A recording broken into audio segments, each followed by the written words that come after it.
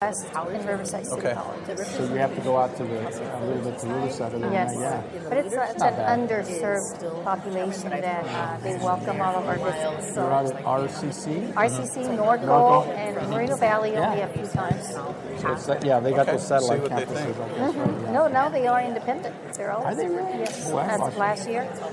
Norco College, Moreno Valley College, They're and not a Riverside part of City. A1 district anymore? Well, it is a district, but in the past they were all part of Riverside City College right, satellites. Now they're all independent. That's what I remember when they were starting up. Good evening.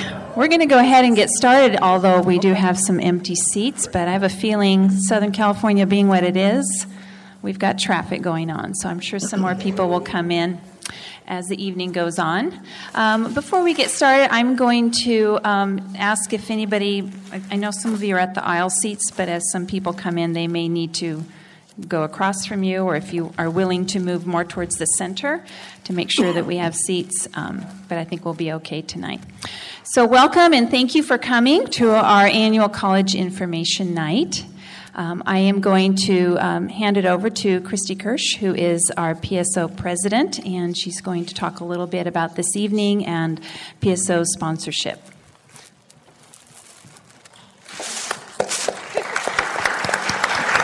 Thank you, Marghy. Good evening to you, all of you. I'm so glad you can join us. PSO is our parent support organization for OCHSA, and hopefully you're all members. It's $15, and it comes back to our school and for us to help support events like this tonight, the college night next Tuesday, also the financial night, as well as parent education speakers throughout the year, and we give the majority of it goes right back into our classrooms, into our students. So we're really a support organization for our school, and we're really pleased to be able to help the school tonight support this evening. It's such an important event for our juniors and seniors, really, and I know that there's some younger students in here too, so we're so pleased you could join us, and we really want to thank Marghy and for putting tonight together, and thank you again for joining us, and we'll see you soon.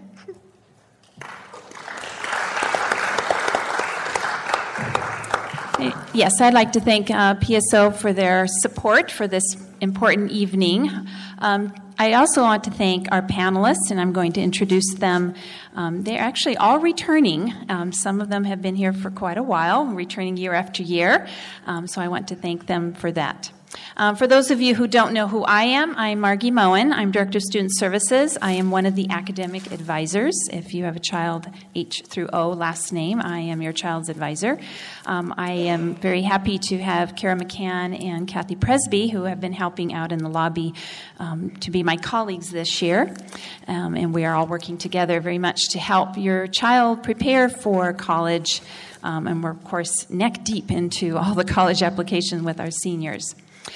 So this evening, our goal is to talk about general information about college preparation, college admission, application, and just the whole journey of what that looks like.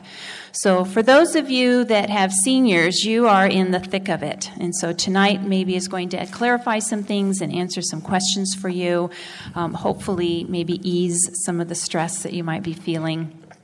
For those of you that have students that are younger than that, tonight is maybe a little bit of a wake-up call for your child, or just some confirmation of what they have already been doing as they're preparing, finishing out their coursework in high school and looking ahead to the next stage of their education.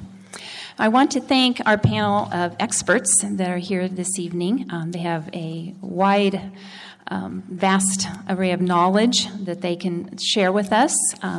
They are here from specific schools, but they are here actually representing their type of school. So this evening isn't going to center on the school that they are from, but it's going to represent the school that the type of university or school that they represent. So their questions are going to be framed mainly around that. We will have a short Q&A time at the end, so if you have a question specific to their school, you can ask it at that time. So let me go ahead and start. Directly to my left, we have Robert Haudeke from Fullerton Community College. He's also a former OCHSA parent, so he understands OCHSA kids. Robert comes to us with quite a wide experience and does a good job of helping students understand what a community college can offer them as they look to transfer even. The next person that we have is Carmen Johnson from UCI, University of California, Irvine. She's admissions counselor, Office of Admissions and Relations with School. She was returning, I think it's her second or third year? Second year. So she came back for more. So she is going to be representing the public university system. And next to her is Delia Tejerina, who is from Excellent pronunciation. Thank you. I know, that was really good. I won't say it again. California State Fullerton College. She's assistant director of the University Outreach, and I believe you're returning as well, right? Okay, so she gives a lot of good ideas about the Cal State University system. So both ladies are representing the public university systems that we have in California. And next to them is Michael Drummy from Chapman University, and he is the Assistant Vice Chancellor and Chief Admissions Officer. And Mike has been doing this every year. This is your 12th year, I think. So he gets the prize for longevity.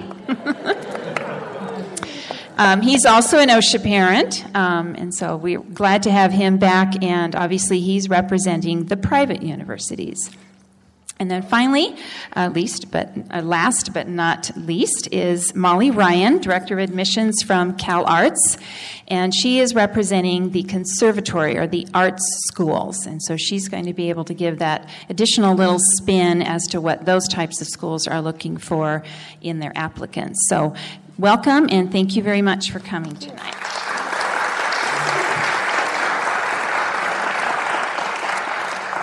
One other thing just before we get into our panel discussion. This evening you had an opportunity to pick up our latest edition of the College Handbook. If you did not get one, please do so on your way out.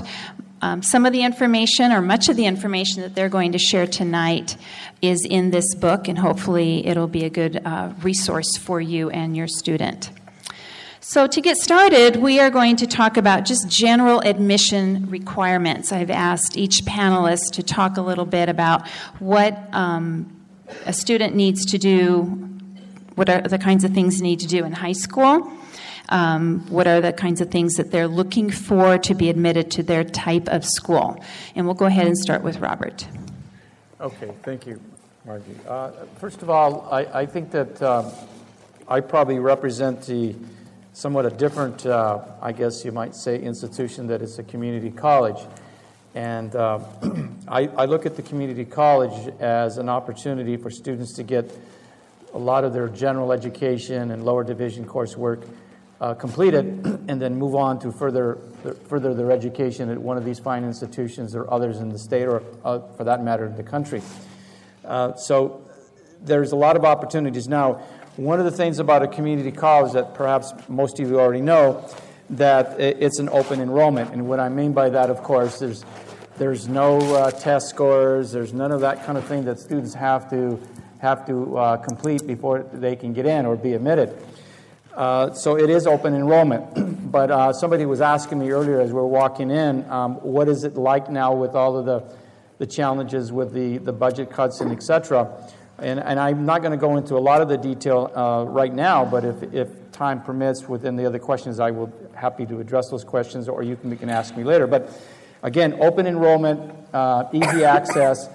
One of the things that I'm telling our students is to be very, very aware of the particular open enrollment, when to apply, because that's making a big difference in terms of access and getting the classes. So open enrollment, it's easy to get in, but I will certainly say that it's not always necessarily easy to get out. And I say that because it's demanding, it's rigorous, even though some students have this perception when they're going in, from particularly transitioning from high school to community college, there's this perception that it's not that challenging, but once they get in, they realize that it is. So I'll just basically leave it at there. I know there's other questions that I will try to address when we get into some of the other questions. Oh, I will say that in regards to college entrance exams, I'll say that basically we offer the opportunity for students to take our placement test. We look at their placement test, and then we look at their high school transcripts to appropriately place them. So, and I'll talk more about the community colleges and where Fullerton College stands in respect to transfer, because we are a part of the higher tier in respect to successfully transferring students to four-year colleges and universities, not only in California, but across the country. Hi, good evening. My name is Carmen Johnson from the Office of Admissions. I'm representing the UC system. I wish I could tell you that we do have an open enrollment, but that is not the case, as you all know. This year, and as well as past years, our numbers have been increasing. We have excellent students applying, and the competition is tough out there. We will stick to the minimum requirements of, obviously, a 3.0 minimum GPA, 3.4 for out-of-state, if there's anybody from out-of-state. We're looking at the completion and going beyond the 8 through G requirements. And you know, all of those are, if you want to reference our booklet, they're still here. The 4 years of English, the 3 years of math, 2 years of foreign language, 2 years of social sciences, et cetera, et cetera. VPA, no need to highlight that here because everyone from this school takes quite a few courses. This year is a change for us because we're no longer requiring the SAT-2. However, some of the universities will still look at it very heavily. So for students that are trying to get into those more competitive campuses, our flagship campuses, strongly recommend for them to take full advantage of that SAT-2. Also, make sure they take these exams no later than December, because we start viewing applications as early as December. And by then, if the student is not competent with just the GPA, we wouldn't have that extra additional feature of the SAT scores to make a more sound decision in our student. It's very important for them to provide us with all this information in order for us to start taking a closer look for those students that may not have completed an application. We have a way of going back to their application and trying to identify certain areas that the student could have missed. But remember, there are times that schools are receiving more and more, an overwhelming number of applications. So we are looking at the student to take the time to complete an application the best possible and to maintain communication, because definitely this is no time for error, especially when the student has prepared so heavily for the last 4 years. A rigorous program, communication with the student is going to be of utmost importance. For those students that are going to be looking into the arts such as dance and music, most of the UCs are going to be looking at auditions.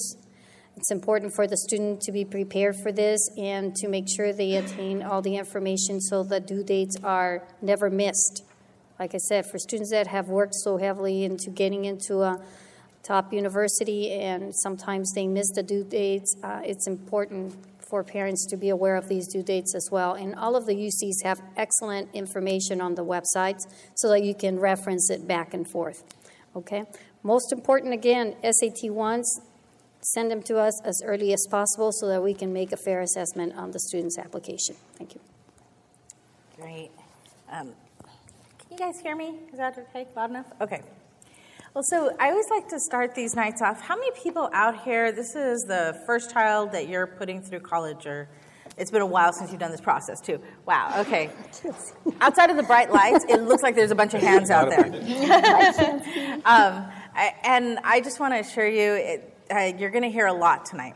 And it is going to feel overwhelming. I think the key thing to get you through this is be organized. And I'll give you that hint before I continue on and give you some of the admissions requirements.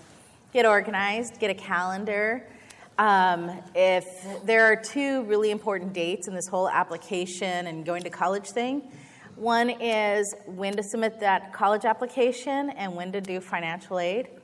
I have this saying that I share every time, and it's No application, no turkey. Don't take a bite of that turkey unless that college application is done. And then no money, no love. Do your financial aid starting from January 1 before Valentine's Day. Okay, so if you can kind of wrap your head around those 2 dates, the rest will start to fall in line. But there are a lot of dates, there are a lot of deadlines, similar to what my colleague Carmen here was saying. There are a lot of deadlines, and one deadline, I mean, if we would have been talking 3 years ago, I'd say, oh, you forgot to give us your transcripts. That's okay. Turn it in now. Now, you forget the very next day, you forget to turn in your transcripts, boop, application closed, sorry, done. So you really don't want to be in that situation. It really does take being a little bit more detail-oriented, you know, reading something, reading it detailed. One thing I will give you a warning for seniors, once you hit submit on the application, and this is pretty consistent whether it's Cal State Fullerton or any other CSU, within about 2 or 3 weeks' time, you should get a paper from us, an actual paper, snail mail, right? And on there, it will have a campus-wide ID for you. It'll have a password. It gives you access to a portal. All of the CSUs, you get a portal, and it's your own little place at Fullerton, right? With all kinds of information about what you need to submit. If you need to submit transcripts, if you don't, guess what else? Email that will be used while you're a student at Cal State Fullerton, but also email that you should check because there's where information from admissions and records will come in. It will come into that email. Most students get that around, you know, December time, the holidays come, and then maybe start thinking about college in April.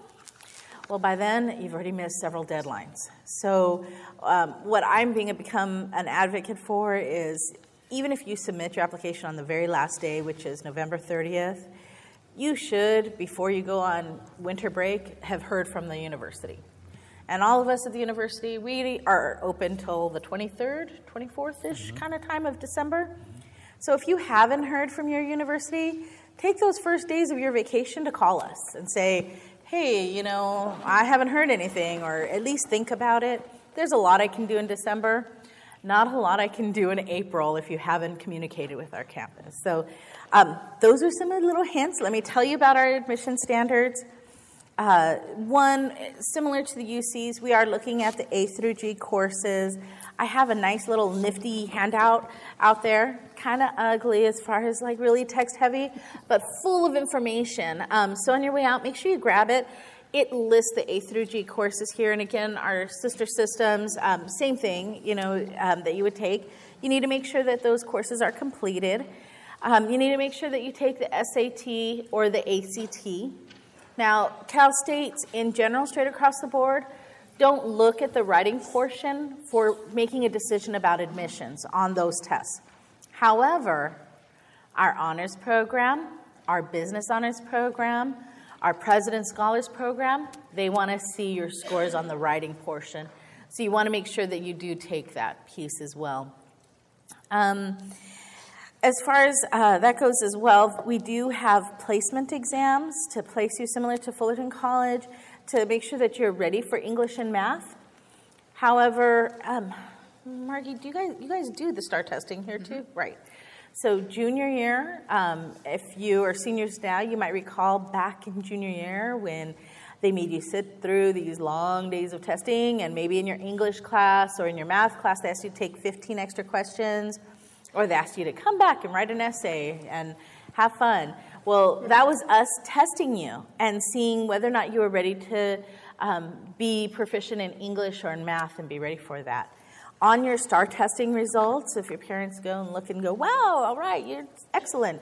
If you flip it over in the bottom left-hand corner, it says EAP results. It's our way of the CSU testing you, finding out now if you're having issues with being prepared for English or math. There are things that you can do your senior year to help you prepare. There's also ways of being exempt from having to take that exam. All of those are listed on this, but a lot of it has to do with your testing results in the SAT or ACT. Our admissions requirements or standards are very straightforward. It is just your GPA and your test scores in this fun little equation that's written in a fun word problem under Section 4.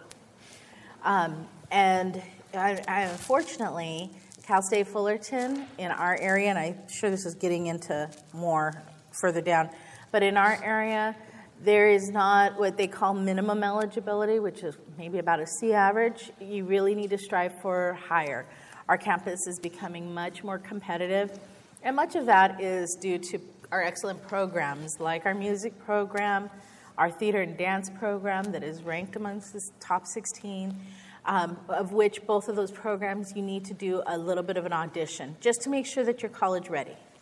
And then they do further auditions as you progress through that program. But they need to make sure that you didn't say, you know, dance would be kind of fun. I think I want to major in that. I've never taken a class before. Or, you know, music. Hey, I want to be a guitarist. I'll major in that in college.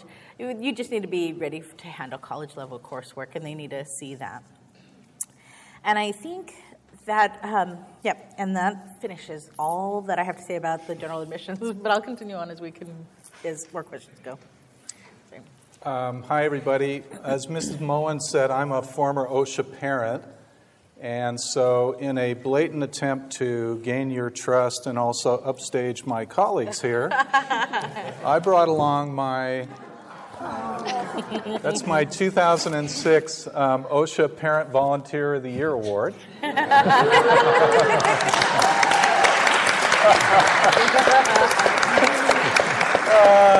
It's on my bookshelf at work, and I noticed it today, and I thought, oh, I'm going to bring that with me.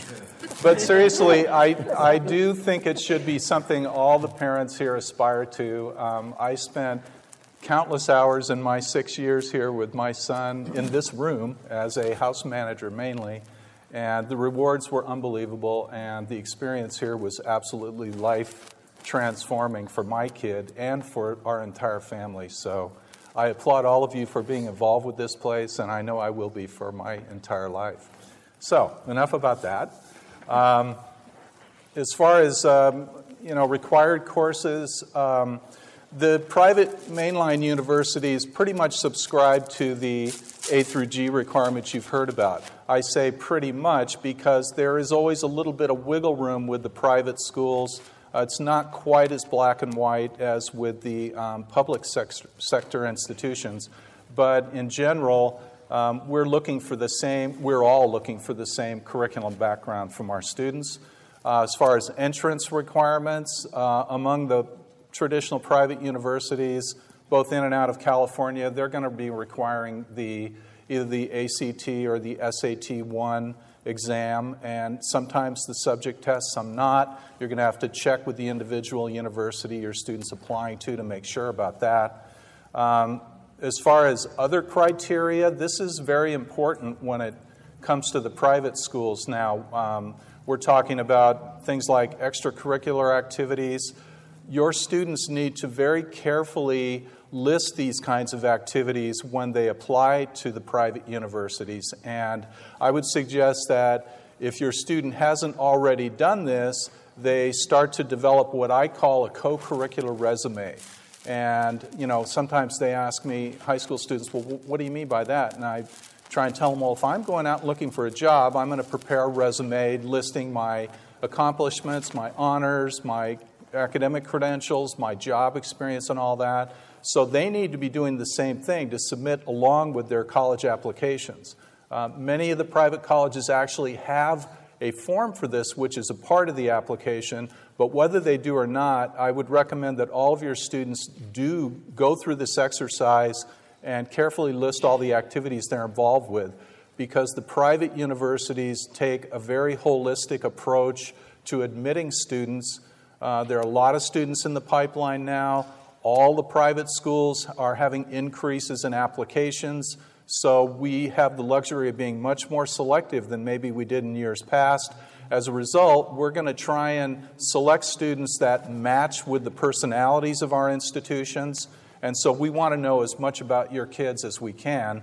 Thus, they need to be able to present themselves effectively and and list all these things in addition to the boxes they check and the narratives they write with the applications. So the things outside of the transcripts and test scores become very important. Now, that said, all of us here and most of the colleges are becoming very hip, finally, to the rigor of OCHSA and what your students are going through. They, just one look at the transcript, you can internalize what these students go through in addition to their academic pursuits, all the, conservatory activities. So we know really what it's all about. Your students still have to go out of their way to, prepare themselves when they're applying. And as far as performing arts types of students, they need to, again, check very carefully with each college to see what the protocol is to be auditioning or submitting a portfolio or whatever the case may be. Just be very aware of requirements. Don't make any assumptions. We're all very prescriptive in what we're asking for, so all they have to do is kind of look A to Z through the required types of things we're asking them to submit, and they should be fine.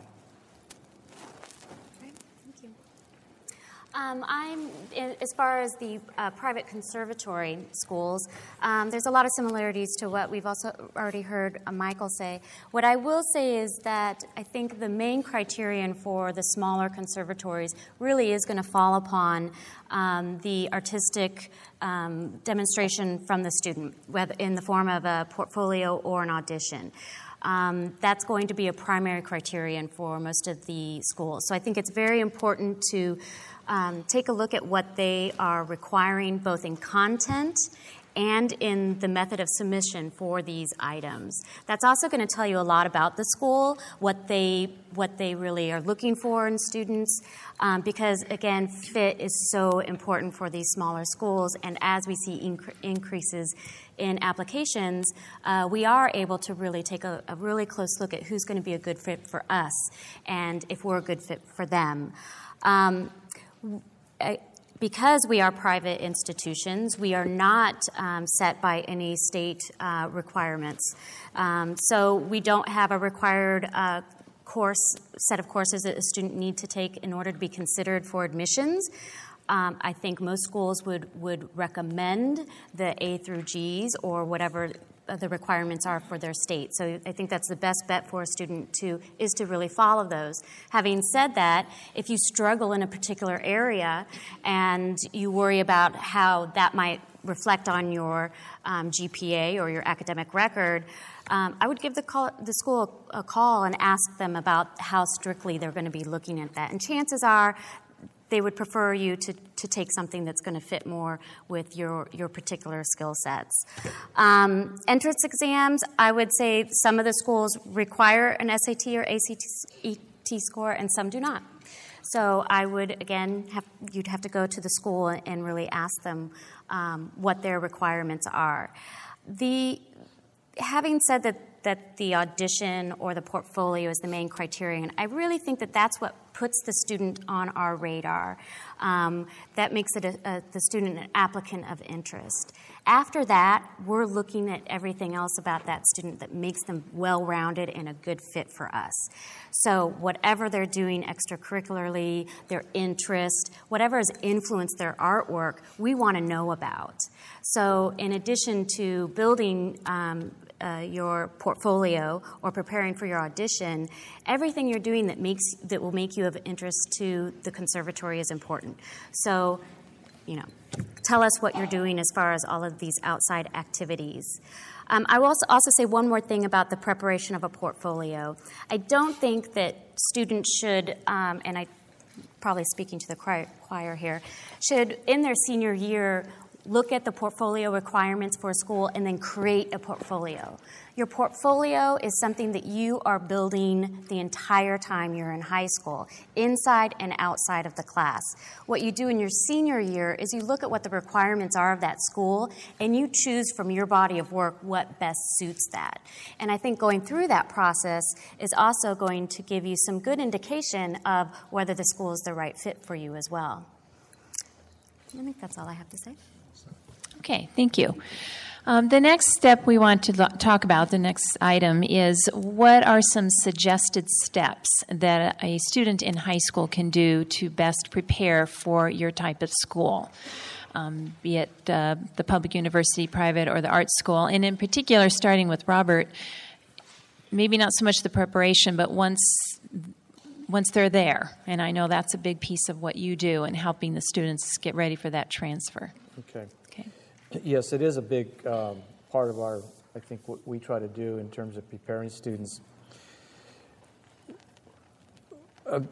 The majority of our students that come to Fullerton College come with the mindset that they are there because their objective is to, again, transfer. They're there to complete their lower division general ed, their lower division transfer major requirements, and go on and move on to a four-year college or university.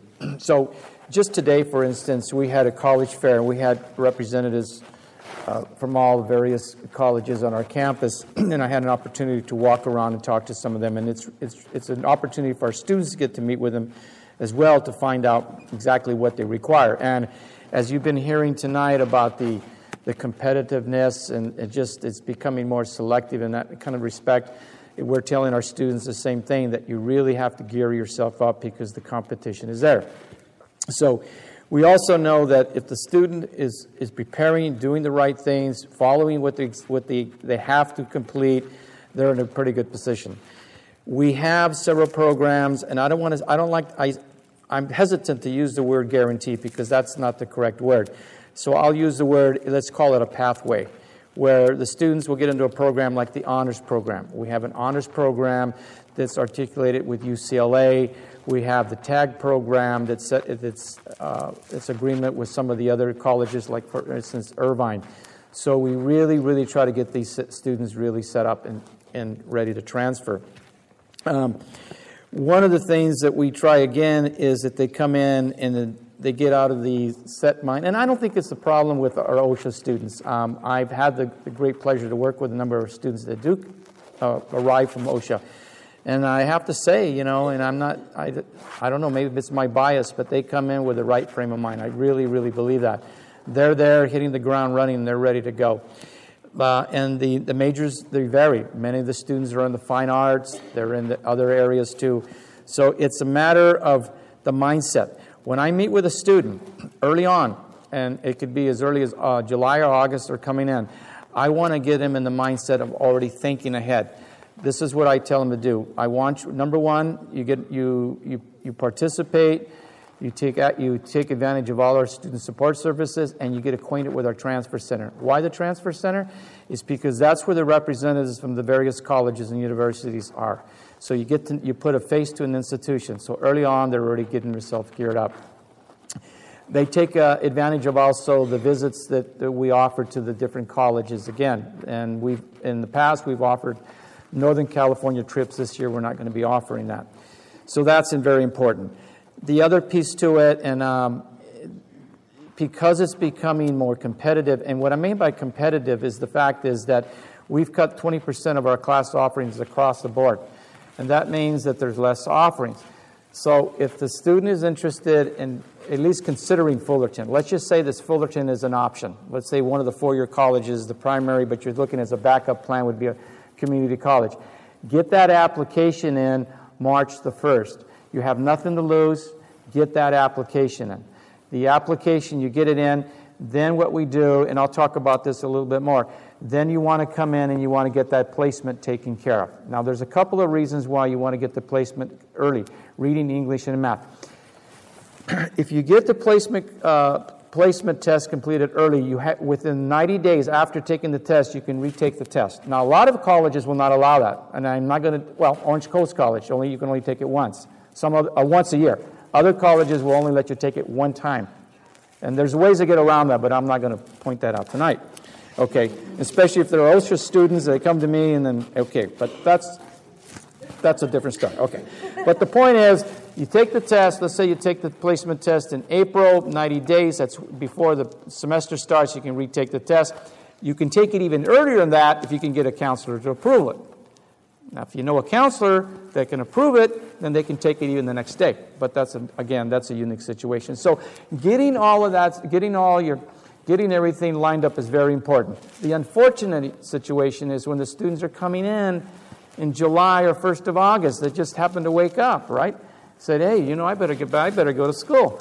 Driving down the 57 freeway, coming back from the beach, and they say, let's stop into Fullerton College and take the test, and they don't do well, and it's the week before the semester starts. So all of that needs to be taken care of early. Honors programs, TAP programs, all these different programs, they're there for the students, but do it early. Get it on early, take care of it. Orientations, once they do that, and I'm not going to say at this point that they have priority registration, because that is not correct. But we are working on, at this time right now, there's talk about having early registration for incoming freshmen. Now, some of the colleges do have that. We do not have that right now. It's based upon the number of units you've completed. But as I say, there are some programs that you can get priority registration. Honors being one, TAPS is one, the students can get in. So all of that, just like was mentioned earlier, about don't eat your turkey before you complete your application or all these other stuff. It's kind of the same thing with the community college now. Just think about what you want to do. And again, if that could be a potential backup plan. One of the things I did notice this year more than ever, and I worked all of July and August, and some of our students are waiting an hour and a half to see see the counselors. It's unfortunate, but that's the reality, is we're getting some students that are coming back from the community, coming back from four-year colleges. We call those reverse transfers.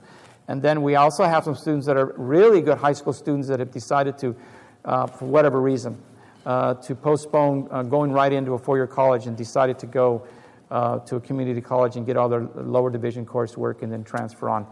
And so those are the kinds of things that I would highly recommend that your student take into consideration if they're considering a community college. Now, again, I'll speak of all the community colleges. That would be the case of all community colleges, not only Fullerton, but any other colleges. Just be proactive with it. I think you hit a good word there, proactiveness. I think it's really important for the student to prepare way in advance. Since the UC system is going to be looking at your application right after your junior grades, we have no knowledge as to how you're going to be doing in the senior year. It's important for you to the note on your application, the trajectory, that is you're going upward, that you're not, you're still taking challenging classes. That's most important in doing the best so that you can, at the very least, maintain the grades that you've had. But certainly, you have to move up. If we're seeing a challenge, if a student happens to have a challenge, there's always going to be the case for an omission or a deficient grade. We'd like to see the student take full advantage of the summer or the community college in order for them to retake that class as soon as possible, because a D grade or an F grade, it's always going to affect the GPA of the student. Even though we see the student taking more challenging courses in the future, there's certain areas that they're not going to be validated. The only areas that we will validate, for instance, like in math or in a foreign language, if the student happens to have a bad grade in Algebra 1, goes on to take Algebra 2, and scores high in Algebra 2, obviously the student would have already mastered Algebra 1 and Algebra 2, and credit is going to be given. However, that deficient grade will still show and will still pull the GPA down. So it's important for the student to plan ahead. If there's such a situation for them to take full advantage, like I said, of the summer or the community college, in order for them to retake that class as soon as possible so that it doesn't pull their grade down. Also, like I mentioned earlier, most important for senior year, we'd like to see the students still continue to challenge themselves, take full advantage of those AP courses that are still offered. Take the exam. Very important for us to see exams scores as soon as possible. We have students that give us a slew of AP exams that are going to happen sometime in the senior year. Well, we know more likely that the student at the long term, very few students carry through, unfortunately. It's an area that later on they're going to tell us about, well, I'm sorry, but even though I told you I was going to take those 5 exams. I'm only going to take one for whatever the reason might be. That can carry a negative decision later on. Something else that I want to make sure that the student is fully aware of, that certain schools may not offer their major, but there's always a way that they can explore further into additional majors that may compensate for the one that they had in mind. Say, for instance, UC Irvine may not have communications major. However, we have an excellent English program rated top 10 in the nation. We also have a literary journalism. So be open-minded. Don't just think about a school and think about a major and think that's the only choices that you may have. Important for the student to visit the campus, feel comfortable with the campus, realize what your limitations may be if you're planning on being a commuter. Think about the traffic, start making arrangements for if financial aid may not be there for you, what other options will you have so that you can still carry on your educational plans. It's a long-term plan. It's not something that you can do in a year. Most important also for the student to learn about the FAFSA on time, complete the documentation. It just goes without saying how much information goes through sometimes at one particular meeting, and it's easy to miss that particular due date, and it's hard to come back to it. And I have one more area that I wanted to touch base on, and that's for high school students. UCs offer excellent summer programs for students. These will allow you to learn more about the university, visit the campus, feel comfortable with the campus, live there, and take full advantage of all those distinguished lecture series, distinguished professors. Take the class, take the challenge of participating. It is usually, obviously, during the summertime. Sometimes we have plans during the summer, but this would be the best way for you to enhance your education. This will go beyond just your experience. You can write about it on your personal statement. Students that take full advantage of these programs are always given that extra point for the comprehensive evaluation that we have. Okay, so if their student is in the arts or in the sciences, we have a program called Cosmos that is offered through UC Riverside, UCI. Some of our other sister campuses offer it. The best way for the student to get exposure to the UC system would be to participate in one of these programs. And for those students that are in sports or in the arts, get involved with it, not only at your own leisure or just because you have to. I know here you have a very demanding curriculum, but go beyond that. I always suggest students, you can always be of help to your community. Volunteer, for instance, at another school. And don't do it just during the senior year to get an extra point. Do it in starting the junior year. Try to go beyond your niche, your comfort zone. Go visit other schools. Establish a program, if you may, so that you can share the knowledge and the wealth of information that you have already in the arts. Start providing your community with some of your excellence in the arts. I think that would be very much rewarded, especially if you tie it into our personal statement. Okay? Thank you. Okay. Wow, you guys, lots to do. Okay. So those of you who are seniors, you may be sitting there going, oh my gosh, there's a lot to do, and what have I been doing these past 4 years? I didn't know I was supposed to be doing all this. It's not too late for any of that. If I was to give you some advice about just very practical advice about preparing for the admissions process, if you're a senior sitting here right now and you're only in geometry, okay, make some plans for the future. This is a starting point. This is not a finishing line, okay? So I'm going to guess that because of the high school that you're at and because of how we are hearing and have seen you guys being such great students that you're prepared for what's about to happen as far as the application process, and you're feeling a little stressed about it. Parents, I would say, you know what? I've got a 2-year-old, cute, and a 9-year-old, and you know what? I tell them when to eat, what to do, but all the way up until your senior year, pretty much we're doing that for our kids. This is probably one of the first times that we're saying, okay, you get to make the decision. What do you want to do for the rest of your life? It might be new. So I would say to parents, really try to allow and engage in that decision-making process, but, kind of provide that guidance, not too much guidance. I would also say visit the campus. I can't express that better.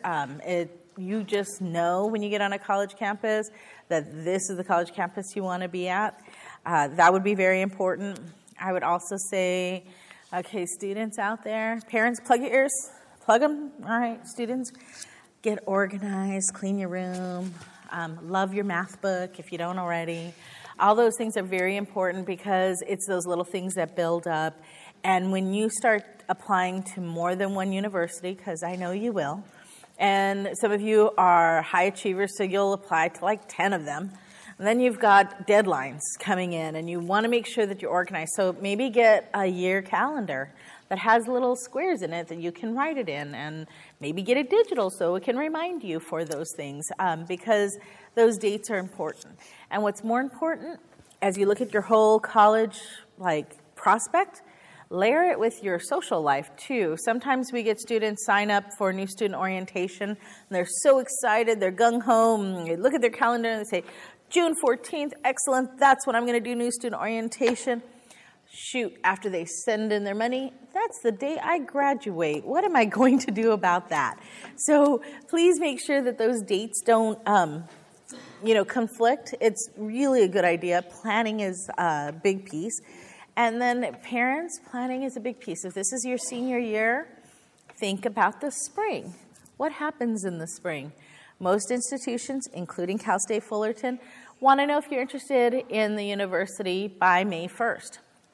We expect a $250 deposit, an intent to register that goes towards your tuition come the fall semester, but that's required. There's a cost for new student orientation. If you're planning to live on campus, there's a housing deposit that's due. And all of it is due just about after the tax season. So, think about a lighter Christmas, plan for the spring.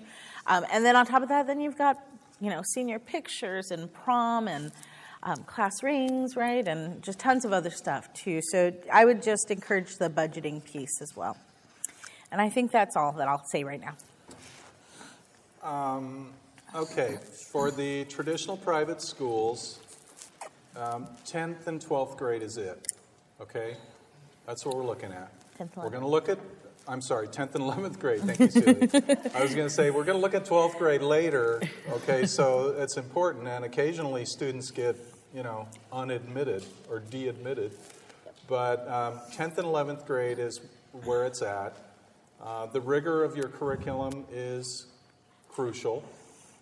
Some students think, well, I'll take an easier curriculum, not some honors and AP stuff, and I'll have a higher GPA as a result, and the colleges will think I'm great. No. The more challenging the curriculum, the better. So, you offer a full schedule of AP and honors courses here, so take advantage of that because that's what the colleges are looking for. I love to throw my own kid under the bus. He's not here, so I can do that. He was under the misconception that his extreme conservatory-related talent was going to make up for his academic deficiencies when applying to college.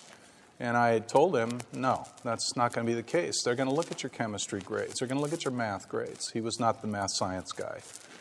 And so his options were more limited as it panned out than he thought they were going to be. He thought his talent was going to get him wherever he wanted to go.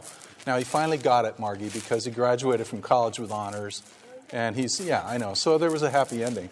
But there were some tears also when we were at the end of the road here because he didn't get that. And I know a lot of students don't. So that would be my words of wisdom as far as that goes. Put the academics ahead of the conservatory, and they'll be in good stead. I'd like to ask a question of the audience. I want to get a sense of how many students and or family of the students are here with a student that's in their junior, sophomore, or freshman year. Oh, that's great. How many are in your senior year now? Okay. That's good to know because if you're in your senior year now, Everything that I'm going to talk about still holds true, but you have a much shorter time period to make it happen if you haven't already been doing so. I will repeat what's already been said down the panel about starting early and being proactive. I think in terms of a private conservatory model, we assume that if you're looking at us and applying to us, and particularly if you're going to choose us, that you're also choosing a life in the arts. And so we're really interested in how realistic you are about that, if you have already looked into that, and if you're really prepared to enter a conservatory type of institute that really promotes that. So when I talked earlier about you don't create your portfolio in your senior year to match the requirements, it's something you're doing all along, a little bit more detail to that. I think when you are doing your work in the conservatory, whether it's visual arts or performing arts, you need to pay attention to what you excel at, but also what you enjoy doing. I think that's going to inform you about what program is right for you.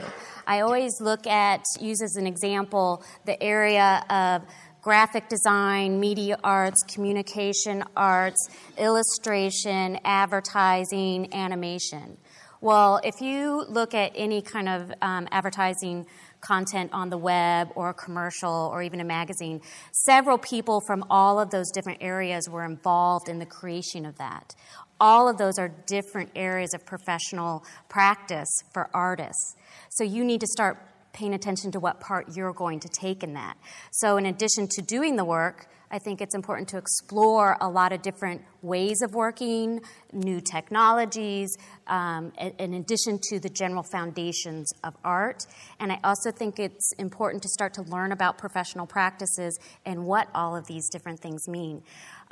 We don't have at CalArts an illustration major, and I'm constantly approached by people thinking that they can make character animation illustration.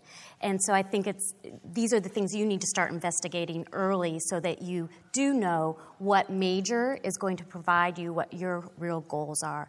Because even something like graphic design can mean something very different from school to school, depending on how they approach it. And then a specification within that of motion graphics, animation, print design will be a different specialization of each school as well. So know yourself, know what you're really interested in. That goes for the performing arts as well. Are you interested in musical theater, experimental theater, straight theater? Are you interested in acting for film? What areas of design and production are you interested in? What type of music are you interested in? These are all just going to help you along the way. The second thing that I want to emphasize, in addition to the budgeting, I think it's becoming less and less common for a family to be able to put their student through a private education relying solely on federal funding and loans and the scholarships that school might have to offer. You need to have a realistic conversation with the family about what your needs are going to be based on the schools that you're looking at, and start the process of researching outside scholarships early. There are so many of them out there. There's no one whole warehouse of application like there is with the FAFSA. It takes a lot more work. They're all individual, different deadlines, different criteria, different requirements. And so every little bit is adding to that pool of money that's going to get you to the school of your dreams. So start that really early and don't do the minimum of just rely on the FAFSA and the monies that might be available from the institutes that you're applying to. Your options will widen greatly if you've prepared for that earlier. I think that's it. The next one is to just talk about the specifics that are related to application to your type of school. Some of you have already referenced some of that information, but just to talk a little bit about, is it online, paper, do you accept both, essays, do you offer interview option? And Molly, of course, you'll talk a little bit about the portfolio and audition, which you've already referenced a little bit, but just the specifics for entry to your type of school. And for Robert, it's going to have a little different flavor, obviously. Do you want me to go first? Sure. Okay.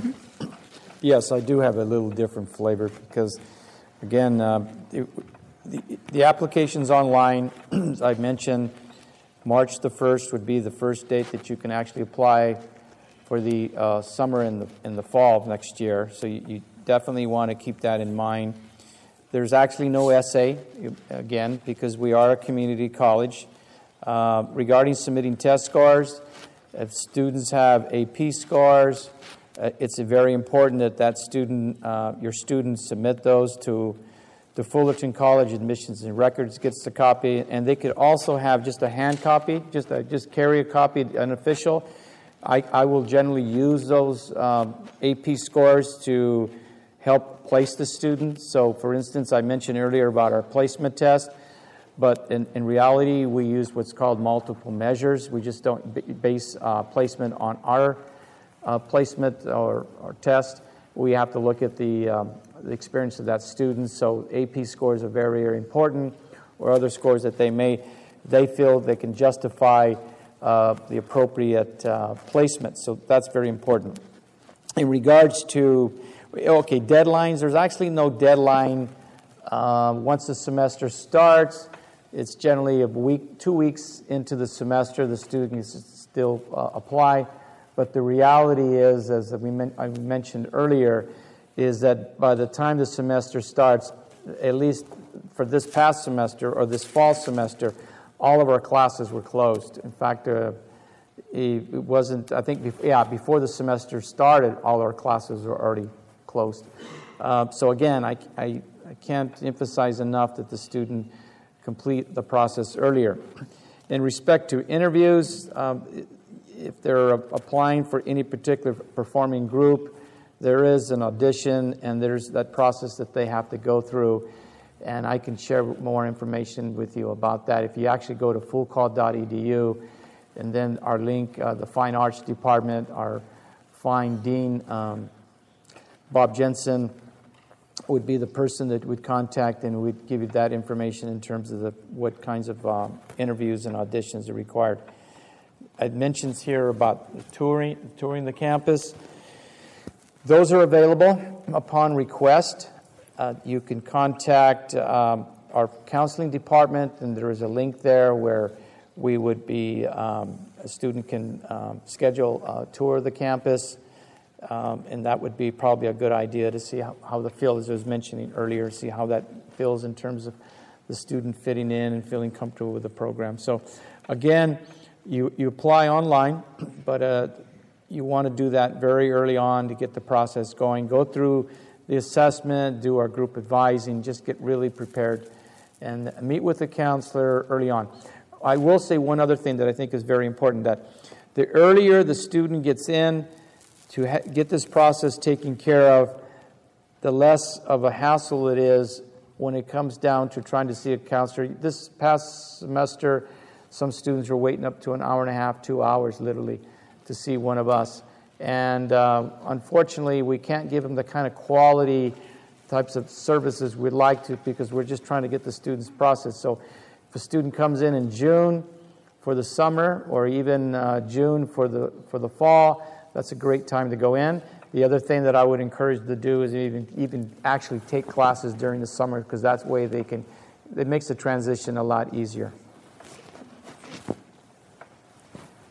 Hi, for us, like I said, there's only one enrollment or one application period, and that happens in November. However, the student is able to view and enter information as early as October, and we suggest for the student to take the time in order for them to have a very good application and do a very good personal statement that will truly reflect the quality of the student, to start as early as October. They will not be able to submit it until November, and they can do it all the way till the end of November if they want to. However, I never recommend that, because there's always something going on November the 30th. The system always boggles down. And as much as the information that we give them ahead of time as far as our due dates, we still receive those appeals for late submission of an application. Most likely, we will not entertain those, because we would receive a heck of a number of applications. So I don't recommend the student to go this route unless there was a situation beyond their control. Information regarding the essay is very important, because that's what we're going to be looking at the student beyond the GPA beyond the SATs or ACTs. I only mentioned the SATs because that's the one that students usually favor more so than the ACT, but we accept both of them. Again, it's very important for the student to remember that some campuses are still going to be looking at that SAT too, especially if they're going to be looking at a more selective campus in a impacted major. So make sure that they still take that SAT too. Going back to the essays, we allow for 1,000 words, 2 different essays. One of them is going to tell us more about the student and the world they come from, about any situation with their school, if the school offers the AP courses that we are expecting the student to take. No problem here with the school. However, there are other students that may not have, or they could have come from a different school or moved into this one. I'm not quite sure what would the situation be there, but we would like for the student to explain if there's been some kind of a deficient in the grade or in the level of rigorousness. There is an area under comments where the student can take full advantage of this information so that we have a better idea as to what happened to the student, and they can better, kind of give us an indication as to the type of student they can eventually aim to be. We do not take any interviews or any portfolios or any other kind of information that they would send us. The application is very complete. We will look at the application in a very comprehensive way. The application gets reviewed by 2 different individuals and sometimes a 3rd individual. And we're going to kind of give it some numbering system, if you may, based on our criteria that we have. And it's already been posted on the websites, UCI website or UCOP website. You can take a look and see what we're going to be looking specifically for a student. An essay is the best opportunity for the student to introduce himself or herself to us. A lot of the students take this very lightly, and even though they may have the best grades or in the best SATs, not necessarily is this going to finalize our decisions as far as the admission process.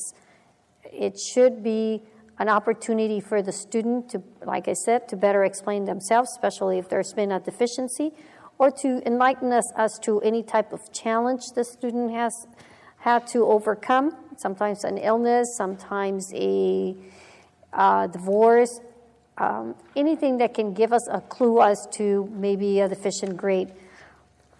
Take full advantage of it, give us as much information as you can, and most important is what I mentioned earlier, if the student has some kind of volunteer work, let us know what you've learned out of that volunteer work, if you've done research or if you've done an internship. Give us more information besides the fact that you worked hard at it and you were there 20 hours in 1 week and through the weekends and that's it. Sometimes they don't connect the dots. So take the time to do a good essay. Have someone else check it for consistency so that you can, not necessarily are we going to be looking at the grammar, though that's very important. We want to know the content, and we want to take that opportunity to get to know you better. Remember, we're looking for a well-rounded individual with leadership skills. So this is your best opportunity, so hopefully you will take full advantage of it, okay? And again, going back to the tours of campus, most schools are open Monday through Friday, so if you're planning to visit Santa Cruz, Santa Barbara, you can still do it on the weekend, but you're not going to have that contact information. You're not going to have a way of visiting with a specific admissions counselor or a visitor's kiosk. It's very limited. Resources are limited. You may find students. They may be able to give you some information, but most important is for you to take the opportunity between Monday and Friday so that you can feel what the campus is going to be like during school year. Okay, thank you. Okay. As far as Cal State, the California State University system, we are all online for the most part. And no, we're all online. There's a little button down at the bottom that prints out a PDF application, but please don't do that. Really do it online. If you are limited in those resources, I would suggest, library or even Kinko's or something. It's much better to do it online. There's a lot of tools in there that will say, hey, did you realize you forgot to input your history or your English or something? I had a student that I was working with last year, and I didn't quite understand why I got a call in December and said, well, I accidentally said I was an international student. I said, okay, but you're not, right? Right. And I forgot to put my curriculum in. So no classes? No, I didn't put that in the application. So somewhere along the line, they hit next, and it said, hey, are you sure you want to do this? And they said, absolutely, I do, and continued through the application. Don't do that. The application is designed online to help you not make errors. The nice thing about it, I know there's a lot of freshmen, sophomore, juniors here. CSU Mentors, our little website, I've got these up front too. You get a username and password. They have, besides it being our place to go to apply, there's information there about all of the CSU campuses. You can get a whole nice little grid with all the different majors. There's a matching campus thing, like I like to be in the wilderness and wear uniforms. Oh, Maritime or Humboldt might be good for you. It has all different kinds of things like that. The nice thing, too, is that you can actually start putting in your grades. So there's a high school planner on there. So you can start putting in your freshman, your sophomore grades. It could be something fun you do at the end of every semester. Hey, let me put in my grades now. And the great thing about it is, one, it gives you feedback immediately. Yes, you're on target, or no, you're not on target. And two, when it's your senior year and it's time for you to apply, all you do is open up the application, and guess what happens? All those classes populate your application, so you don't need to re-put those grades in. So it's kind of a nice little maintenance, and I suggest you do it, but you know what? I know many of you won't, so that's okay. We're here to assist you during that time in your senior year, too. But it is a good resource, so I would encourage that.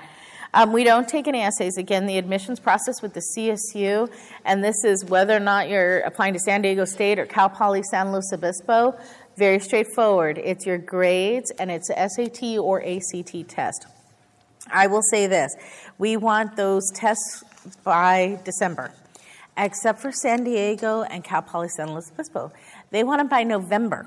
So it's in your best interest to start thinking about all college stuff ahead of time. Start doing things early. I will also say we don't do any interviews for the admissions process. However, for our President's Scholars Program, you've heard me mention it a couple times. You want to know why? Because it's a full ride. It's 4 years completely paid for. It's a laptop to use during that time. It's guaranteed work hours on campus, guaranteed research. It's letter of recommendation from the president. It's all kinds of great stuff. So that does require an interview, and that application is due sometime in that January area. So I want to make you aware of that. And then I just wanted to also make sure that you're honest with your grades. I have to say that because that is something that we have found. We did a scan. Everything with the CSU is based on self-report, meaning that you could say that you got a 4.0 GPA and have a 2.0 GPA, and guess what? We would say you're admitted conditionally once we look at your grades and make sure that you have been. We had a situation last year where I met with a student and I was like, wow, you've got a lot to do your senior year, especially in this semester. Okay, let's work on that. And they were able to be admitted, and we thought that was kind of weird. Well, it sent up a red flag, and guess what? That student got picked to be looked at and had her transcripts requested right away, and that student was kindly asked never to apply to the CSU again. So please be honest and make sure, that you're careful with that, and that's why it's important to have your transcripts with you and be detail-oriented as best you can. I'll turn it over. A couple things. With regard to the private schools, I think students should be organized and apply early. And most of the private universities have an early and a regular deadline for those applying from high school anyway, first-year students. Usually what's called an early action deadline. generally November, middle of November, and then usually a final deadline, which is maybe mid-January or sometimes the 1st of February. I always recommend to students to apply early, and I think it's great because this is going to sound very profound, but they're going to hear back sooner, and that's what they want. You know, if they wait until the very end of the application period, in our case at my school, January 15th, they may not hear back about their status until March, and they don't want to wait that long. Okay, so applying early on is much better for a variety of reasons. I use kind of a dumb example sometimes. You know, the admission committee at the beginning of the process, they're all happy and admitting people, and then later on they get all grumpy and they're denying everybody because we're running out of space. And, you know, it sounds silly, you're laughing, but that's really kind of how it works. So the earlier they apply, the better.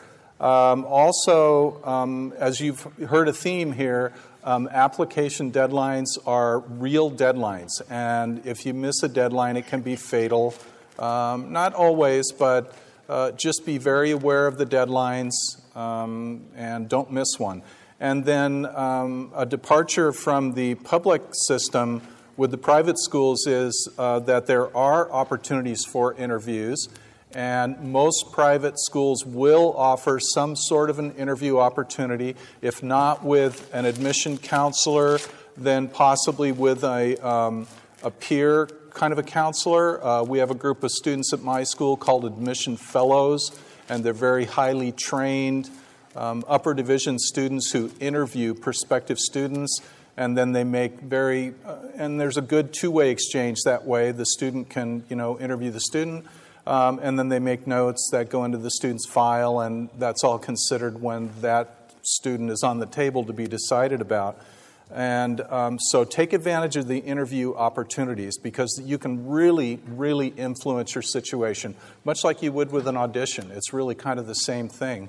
It also does work both ways, though, and I warn students, if you are going to come in for an interview, be prepared for the interview. Okay, be thoughtful about what you're going to talk about and what you're going to say and what kind of answers you're going to give. Don't just show up and then start thinking about what you're going to do. Try and be prepared for it. And then finally, of course, touring the campuses is a big deal. You've got to get on the campuses and see and feel and taste what they're like. If you're going to spend every day there for the next 4 years, you want to get a sense of what it's going to be like. I know a lot of your students are applying to schools outside of the area, and so that's difficult maybe to tour all the campuses. I know my son and I traipsed all over the country at one point doing this, but I really think it's necessary. You've got to try and do that if you can, so get on those campuses. I think for the private conservatories, the general requirements are going to involve all the things that have already been talked about, application, online or hard copy. Most everyone's going online. If they offer online, do an online. The essay, something to look at is just what are they asking for in the essay? Do they call it a general statement? Do they give any indication of a particular question? We call ours an artist statement rather than an application essay, so that already indicates a little bit of a different subject matter. So pay attention to what they're asking for there. Submitting the test scores, it's going to be different each school. Find out what they want. Deadlines, again, different each school. I will say it's a little less, it's more rare for the conservatories. They aren't as actively involved in early action that you might find at the university system. However, there might be some out there that do early action. So make sure you know the difference between an early deadline versus early action and what you're getting into there. Interviews, I would say, are also going to vary greatly. At the conservatories, I have colleagues that are working with very limited staffs and colleagues that have very robust staff. And their capability of meeting students individually is going to vary greatly. So I do think you need to contact the school. If it is an option, certainly do it. But other options are national portfolio days to meet face-to-face with either a counselor or a faculty member. During school visits, find out how in-depth their information sessions are or their tours are. They may be geared towards giving you a lot of information to to satisfy your need to have a one-on-one appointment, or they might be very general and then they encourage an individual appointment. It's going to range greatly. I'll say at CalArts, we don't do individual interviews in the admissions office. We do have 2 programs that require, undergraduate programs that require an interview to be considered. One is the design and production areas of theater, or what you might call technical design. So those areas, they do ask for students to do an interview. It can be over the phone or in person. If you're local, always do it in person. You just represent yourself better in person, quite frankly. And then also our music technology program is a very unique program. It's very much about fit. And so although it's not required quite often, the head of that program will make individual calls for students and want to speak to them. So that's something to be prepared for. Again, really the most important thing here is a portfolio or an audition. You have to contact each school and find out what their rules are for this. The things to ask are, 1, the content. What type of work do they want to see in the portfolio? Do they have specific requirements for what they expect you to do in an audition? Pay attention to that. The second is the method in which you present your work or submit your work. A lot of schools are going online for many of their visual arts areas where you can upload images into a system that can be looked at. Some schools have very special programs that still require an actual physical portfolio. For us, that's our character animation program. I'm hoping next year we'll go online with that. But, and I know other programs, when it comes to really strong particular skills that they're looking for, they may require an actual physical portfolio. If that's the case, find out from them how much of it has to be actual original work. Will they accept, digital copies of certain things? Typically, if it's a 3-dimensional piece, a big piece, something you don't have anymore, they're going to accept some digital copies of work, but they want some actual real work. So find out what they're looking for there. Documentation of your work is really important. There's some areas like film video where it's natural. We expect students to work collaboratively on their projects, or maybe even a graphic design project or something like that. Whether you're submitting an online or an actual portfolio, do make sure that you are indicating your participation and your part in that project, if it's a collaborative type of project.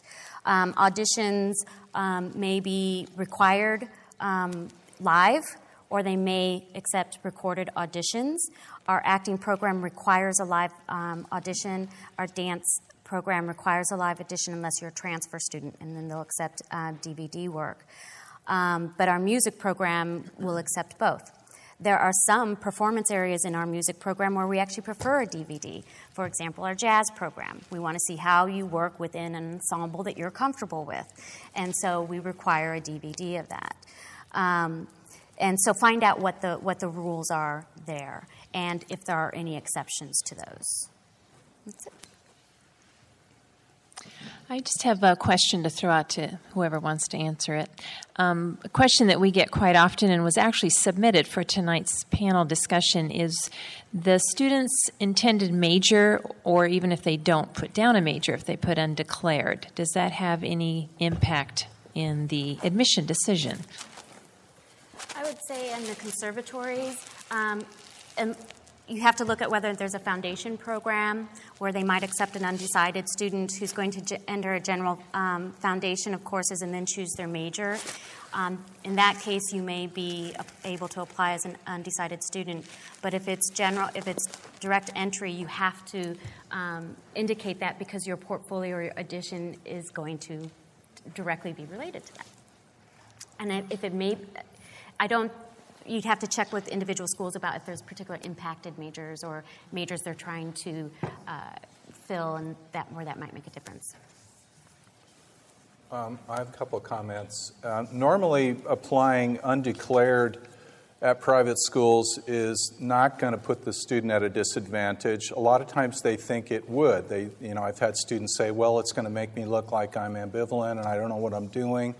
And so I probably should apply to a major. And I tell them that that's really not the case. A scenario might be, I'm interested in your school for a whole bunch of different reasons. I like a lot of different majors, but I'm just not ready to decide on that yet. And most of the private schools will be okay with that. There could be a few exceptions, but in most cases, that's perfectly fine as far as the scenario goes. But there are some situations that we call in the admission committee circles backdoor students. And this might be, using my school as an example, one of our most difficult programs to get into is film production. And we can sniff out a backdoor film production person so fast that, they're afraid they're going to get turned down, so they're going to apply undecided and think they'll get into it after they're already there. But, we're going to look at your transcripts, we're going to look at your activities and everything you're going to be involved with, so you can't really hide the fact that you've been involved in film. And that would apply to other areas too, maybe like dance or theater or other programs that are very, very selective. So just be careful how you approach that whole thing. But for the average student, well, none of you students are average here, I know that. But for the typical student who maybe is interested in several areas, but they don't want to commit to one at the front door, it's perfectly okay to apply undeclared at most private schools. I'll comment on the CSU. Okay, there's 23 campuses, right? Only 6 of them take students on minimum eligibility, meaning, just at a 3.0 GPA, any SAT score they take, any score they get, gets them admissions. So that means the rest of our campuses are all impacted. Cal State Fullerton is impacted at all majors. So there isn't necessarily a backdoor either to any of the majors, with pre-nursing having a higher GPA than any other major.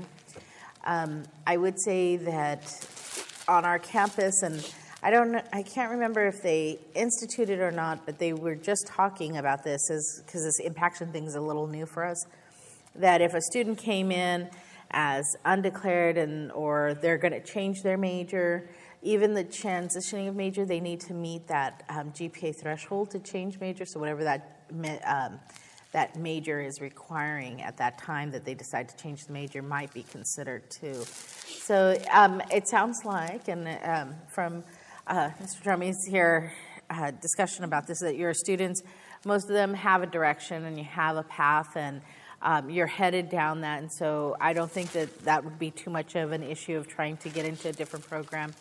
At Cal State Fullerton, the one backdoor we used to have was an engineering major that was always open a little bit longer, a little bit less requirements, and stick with it for a year, and then you change your major, but that door is closed a long time now. So it's just, unfortunately, just the times of this past couple of years with the economic problems.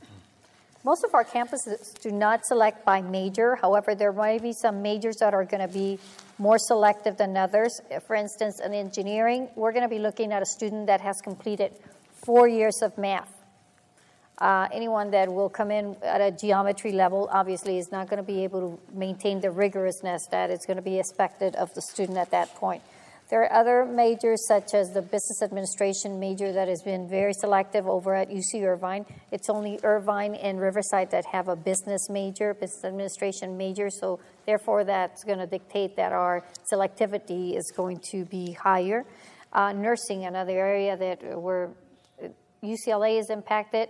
We're not impacted, but we're still very selective as well. So for those students that are still not very sure as to where they want to be at, undecided undeclared major is not going to be seen as a deficiency for them. It's encouraged, most important, because it gives them the opportunity to learn more about themselves and learn more about the majors that are going to be available for them instead of getting into a major and then trying to switch into another school, which may dictate for them to have to complete other courses. So I guess the answer is no. We don't select by major. I'm going to actually have you sort of answer that, Robert. What I want to do next is we have 2 more points of discussion before we get to a short Q&A time. What I want to do now is talk about whether the other campuses take transfer students and what is involved in that. But I know for you, Robert, for community colleges, that is a big piece, is helping them get ready for that transfer. And maybe it is deciding what is the major. That is many times what a student will do by going to community college, because they don't know what they want to be when they grow up. So I'm going to start and do my general ed, figure it out, and then transfer. So maybe just briefly tell a little bit about what is some resources and support that students get at the community college for that. And then if any of the rest of you 4 want to jump in and talk a little bit about what you look for in transfers, that would be helpful. Okay, that's actually a good question, because that's a big part of what we do is try to get the students in line to transfer. And I would say that probably the first semester or the first year is a lot of career exploration. So we give the student, we do offer classes, and we actually encourage students to take classes in the various, we have a career and life planning course. The student will take, give them the opportunity to do some career exploration and sort of explore what are the possibilities of different majors and careers. In addition to that, we have in our transfer center, which is very, very active and supportive in helping our students, we have various workshops regarding different majors and careers. We have from the various private sector schools, the UCs and the CSUs, they have people that are represented, their institutions that are actually linked to Fullerton College that actually come in and meet with our students. I always encourage our students to meet with these representatives, because they will offer them opportunities also to give them an idea with different careers and majors. So we work very closely there as well. But again, I think one of the advantages of a community college, as you mentioned, is it gives them a chance to sort of grow up at a less expensive price, if you will. And it gives them an opportunity to take some courses in the general education and sort of fill out the different subject matters and see what particular area they may be interested in. And so we do a lot of that. And a lot of the counseling I do, we discuss a lot of that. I try to tie in course requirements with careers. Sort of forecast, what does this look like in the future? So it gives you an opportunity, not just basically taking the academic courses, but how do you integrate that in the coursework into a life in that particular field of endeavor. So I think that's very important. And again, the other piece to it is we work, again, very closely with the UC, CSU, and private schools, where we bring in people that represents these institutions and talk to our students about the different majors that they offer, talk about what are the different options. So we work very, very closely with that. I do want to say that, and this is sort of just getting off a little bit, but we do have agreements. We have transfer agreements with every institution that's up here tonight representing. We have a large number of students that transfer to Chapman University. We have a number that transfer to Cal Arts, and of course our primary feeder school, I would say, is Cal State Fullerton, and then UCI down the road from us. And so we work very, very closely with those schools. So it gives a student the opportunity to really explore. I mean, it's not uncommon to and we all know, from my own personal experience, like a student was asking me today, how many times did you change your major? And I had to think about that one, because it was more than once. But here's this opportunity. So while they're getting their general education, they're exploring the careers. Now, I wanted to say, if you want to, there's a website. It's assist.org, ASSIST.org. Take a look at that website, because on that website, it'll tell you the transfer agreements that all the community colleges have with the four-year institutions, specifically the CSU and the UC. So if your student is interested, let's say in a particular major, all they do is let's select a community college. So let's just say Fullerton College, and then they match it up with one of the UCs or the CSUs. It'll tell them exactly what courses they need to take in their major in general. And what it'll tell them is exactly what courses a student that's going into a four-year college are taking. The numbers may be different, but they articulate. So that's another way that students get excited about it. And I always tell students to explore that website, because it'll give them a lot more information also.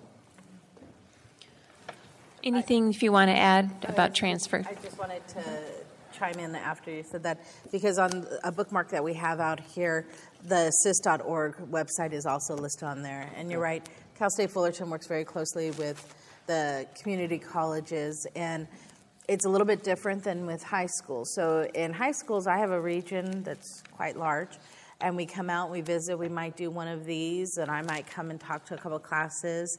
But with the community college, we actually send counselors to the community college that have routine appointments. So I believe at Fullerton College, I think we're there weekly. Mm-hmm. And we meet with students one-on-one, reviewing transcripts, helping them, making plans and ideas of how to transfer, helping them through the application process. So we do have a strong vested interest in our transfer students. And I did bring some transfer brochures if there's any students who want to choose that path. I have a few on my table as well. So, do you want to? Well, I just wanted to reiterate the fact that we're very committed to transfer students. We have a memorandum of understanding between the University of California and all the community colleges that puts pressure on us to select from the community colleges to bring in our own students, group of students, even on top of other UC students. Say, for instance, if a student is already attending UC Santa Cruz and wants to come over to UC Irvine, he's going to be second on the list as compared to a community college student. That's how high the level of commitment is. This year, we had over 16,000 applications for UC Irvine, and out of those, usually we enroll 1,600 students. Well, we went beyond, and we allowed for 200 extraordinary students to get into UCI because they had already completed the programs. There was nothing more that they could do at the community college to enhance their education. And I think that speaks very highly as to the level of commitment. Another program that is very important for students that are going to be going the community college route is the cross-enrollment, where a student has already completed 18 community college units. The student is able to take a class at either a UC or a Cal State, paying like anywhere between $20 to $50 for enrollment for one class, for, in our case, quarter, or in their case, semester. This is a really good opportunity for a student to learn more about the UC or the Cal State system, compare, and get a real feeling as to what university life is going to be like. I strongly recommend this. And very recently, and it's been in the news very lately, the fact that Santa Ana College has made a commitment along with UC and Cal State Fullerton for a program called Adelante, which allows us to work with those students that are going to be transferring into Santa Ana College and guarantee admission within anywhere between 2 to 5 years for a student that has graduated from a high school in Santa Ana and has attended Santa Ana College. There again, you can see the level of commitment that goes beyond the call of duty. Since we visit the college regularly, we work with your student regularly, we will establish a communication, friendship to an extent, and most important, we will give them an educational plan that they can complete within 2 years if it's a non-science major, or 3 years if it's a science major. Okay. The last point, I don't want to belabor too much because it's financial aid, and next Tuesday night is the financial aid information. It's I'll talk a little bit more on the closing of this evening's program, but if you have just a few brief things, because we're running a little bit behind on time, anything related to financial aid, not what necessarily is offered, but in terms of the application, if there's anything specific students do in applying to your school with respect to financial aid. Well, excuse me. Again, as I mentioned earlier about the application process, would be the same with the financial aid. The window of opening where the students can actually begin to apply would be in March for the upcoming year. So they want to get all that paperwork in as soon as possible. Our students, like perhaps in all the other colleges as well, if they are assigned an advisor or a go-to person, and that communication has really helped via emails so the students can communicate with that representative in the financial aid office. So again, they have to just be aware of the opening dates and the closing dates, and all of that is on our our website. The link would be financial aid, of course. But so it's very important to take a look at that. And they're becoming a little bit more stringent in terms of timelines now. We are sort of trying to close a gap where we're trying to get them on the right track to take advantage of the financial aid and move on towards their career. So they're not extending it beyond a certain number of units now. Otherwise, they're being questioned in terms of if they're actually on the right track or not. We try to help them in that respect. I just wanted to touch base on a program that we call the Blue and Gold program for those parents that make less than $80,000 per year income. There is a program that will pay for all the tuition for the student. And it is also part of the FAFSA. You would have to complete the FAFSA between January the 1st or March the 2nd in order for the student to be able to be part of it. That's it. I would also say just as far as financial aid goes, you're going to hear this again and again, but apply early. For that, we have a great financial aid office on our campus, which I know some people are like, whoa, financial aid, great. But we do try our best to get that award information out as early as possible. They're doing some renovations in the way that the software works to alert students of what their financial aid package might be earlier than what they have done in the past. And I would say with this intent to register, the $250 that I had spoken about, our financial aid office works closely with students who may have that as a struggle. So do talk to them and be an advocate for yourself if you feel like, oh, that's way too steep, and my financial aid would normally cover that. So please do. I encourage you to talk to our financial aid office for those. Private school costs are very high, and normally I spend most of my time talking about financial aid, which I'm certainly not going to do at this late hour.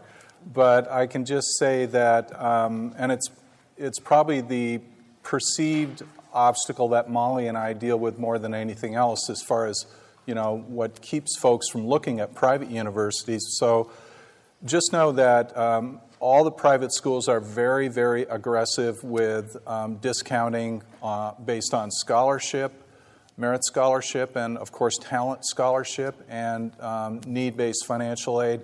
And the typical student at Chapman is not a wealthy student. It's someone who probably is a high-achieving student and may have some financial need, and that combination of those two things is very, very powerful.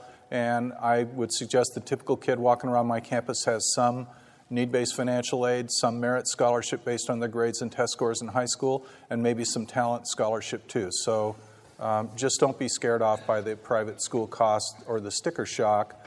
Go through the process and see how you come out.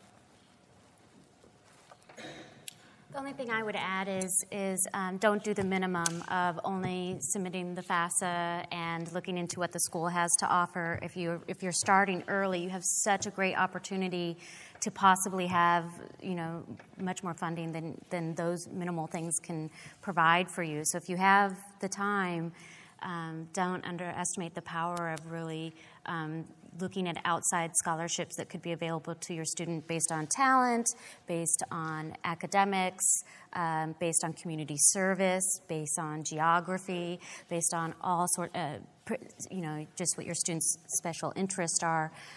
So if you do have the opportunity and a little time, I highly encourage you to look at other sources of scholarship.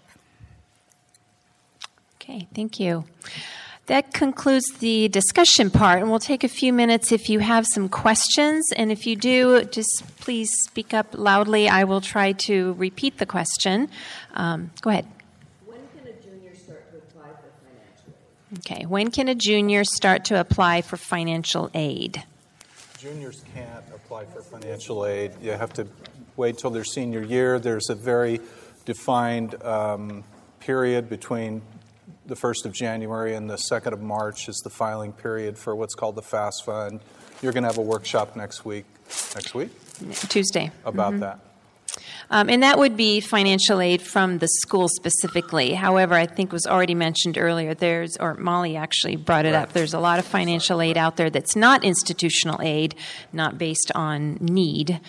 It's merit. And so there's a lot of things that students can do, even as early as their sophomore year, start applying. And we do advertise that through our daily Art Attack. There's information in our Student Services office. So encourage students to start banking as soon as possible. Another question? Yes.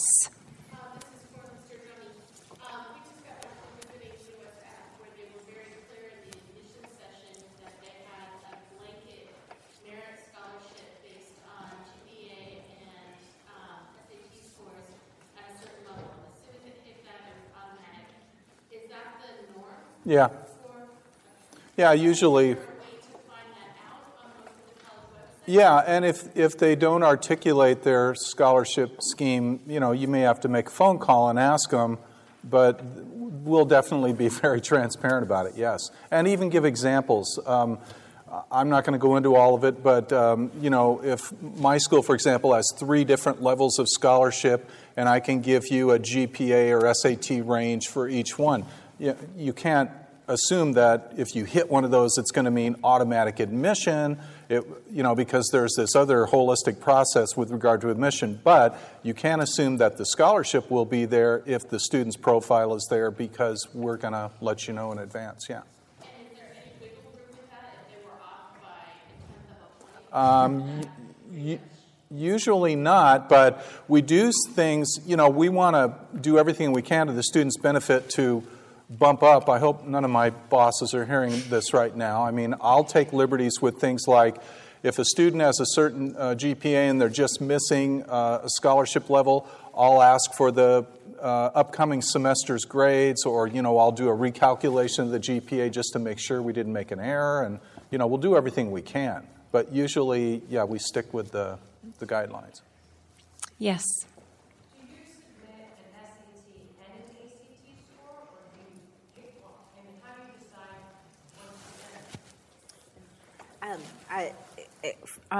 One thing I'd like to say, admissions counselors are there to admit you.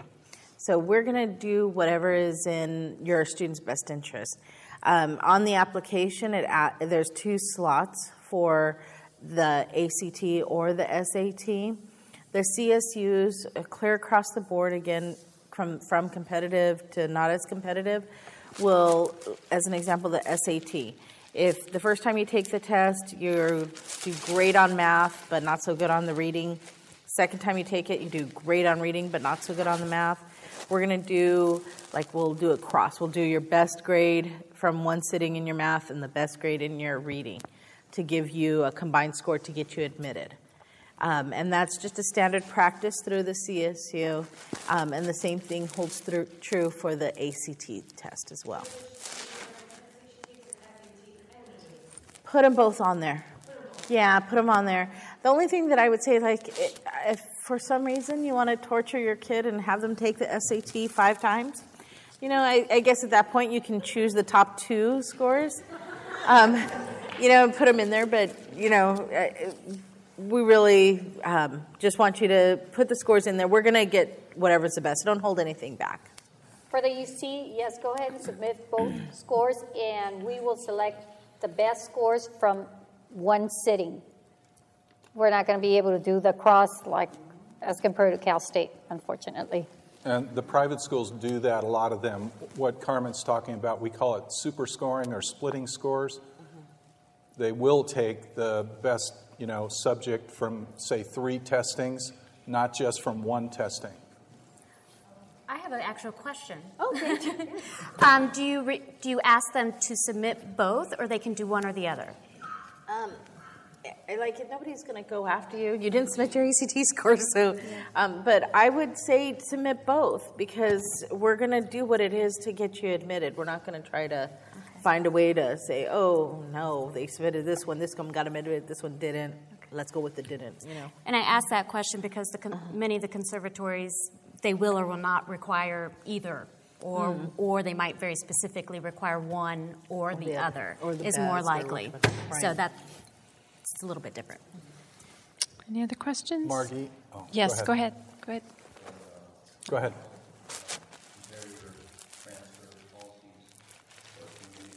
For the private schools? Most of the private, I'm sorry, I didn't address that. Most of the private schools are extremely transfer friendly. And there are a few exceptions, maybe among some of the elite private schools that don't embrace transfers like the rest of us do, but most of the private schools do. You heard Robert say lots of students transfer to Chapman and other private schools from Fullerton College, and actually, because so many fewer transfer students apply to the private schools, it's actually quite a bit easier to get in than it is nowadays coming directly from high school. They're not looking for as high of an academic profile. So, yeah, we like transfer students. And I wanted to make a real quick comment while I had an opportunity. You guys were given, I believe they were all given your counselor guide tonight, is that correct? It is the best college resource guide that I have ever seen.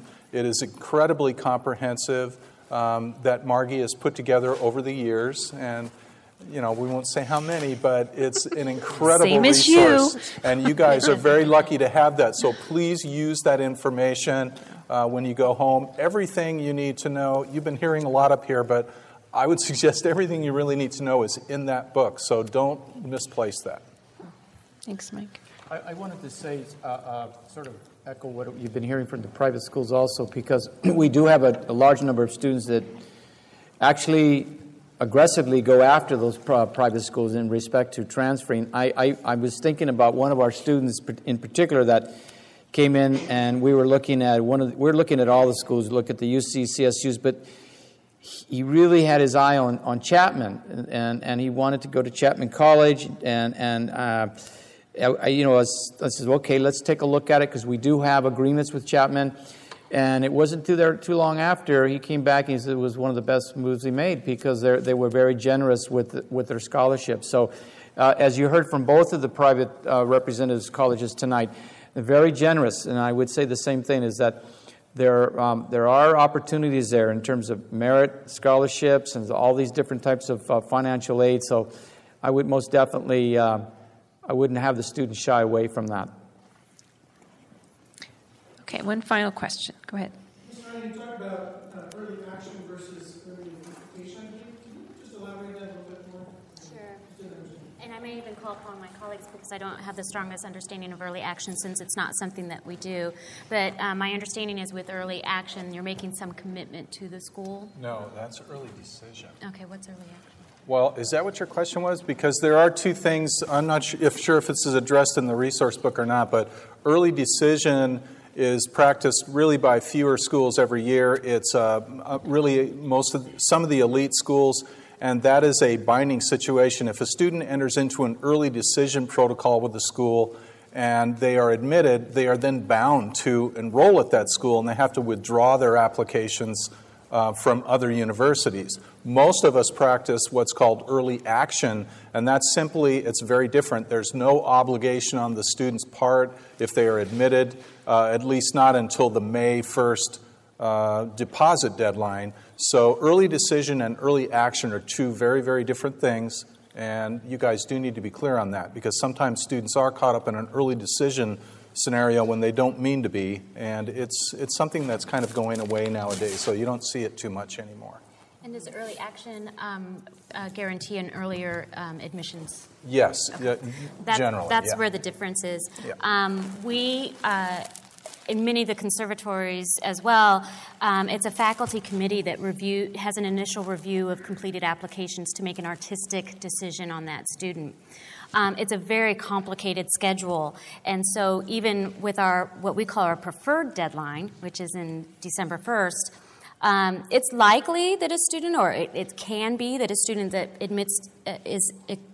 submits all their materials by that date and has a completed application will get reviewed earlier and may have an earlier decision. But we can't guarantee that, because it's based on a whole schedule of faculty reviews, so we can't guarantee that there'll be an earlier decision. It may be, but there's not a guarantee. It would depend on, for example, there's certain programs that require auditions, and auditions are set on specific dates. We wouldn't make any decision until after the final audition. So it's not necessarily a guarantee of earlier decision. it certainly could mean that, but it's not a guarantee of it. Okay, and on that note about early, it's late. We're going to wrap up our evening. Thank you for coming. I do want to remind you, this is especially for parents of seniors and juniors. Next Tuesday night, financial aid. The gentleman who's going to be speaking is Greg Ball, who was financial aid director at Chapman. He's now with Brandman University, which I believe is an arm of Chapman. And so for those of you that have heard about the dreaded beast called the FAFSA, free application for federal student aid, he goes through that very detailed, but it's extremely helpful. So if you're a parent of a senior or a junior, because that will be helpful for you looking ahead to next year, I encourage you to come next Tuesday at 7 o'clock. Thank you to our panel. And good evening.